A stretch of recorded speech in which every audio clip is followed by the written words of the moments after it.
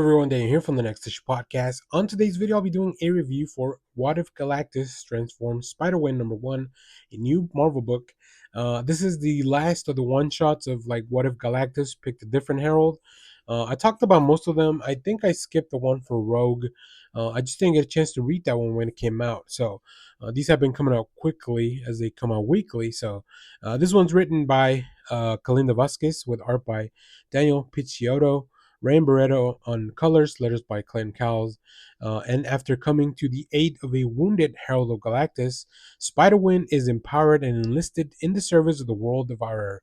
But despite her new role in surveying the galaxy, Gwen can't help her heroic streak. So when she encounters a war reminiscent of her home, will she ally with the alien residents and attempt to battle the cosmos's greatest forces? So that's kind of the story of every Herald of Galactus. They become a herald. They do their job. They can't take doing the job anymore because it's world ending for a lot of species, and then they try to destroy Galactus. But this one was interesting because it dives into almost like a fantasy world.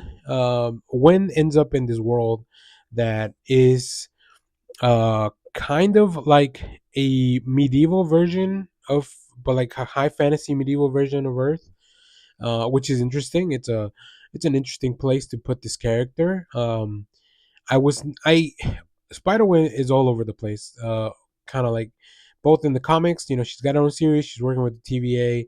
She's been kicked out of her own universe. We don't really know why. So this was interesting to follow her in this kind of premise. I enjoy the book a lot. I think this is really cool. Daniel Picciotto has just a great character designs and just a great way to really bring this whole thing to life. I love that I love the way that Galactus is illustrated. Always kind of just a point of view from below, so you can really feel the enormity of the character.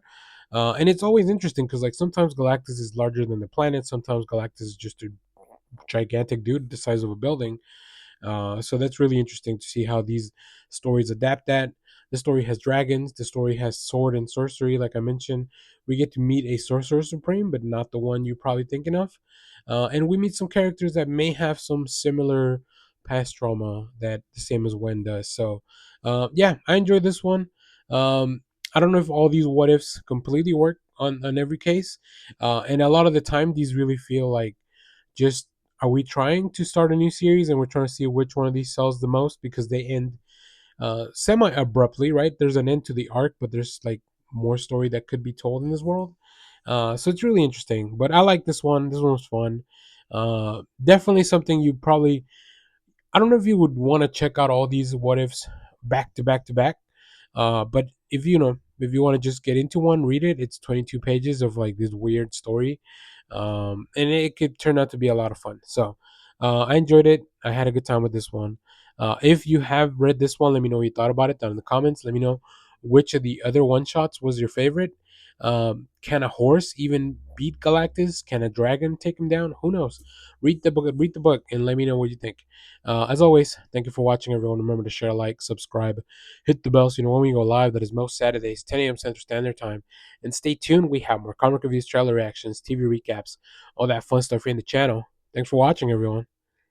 Bye bye.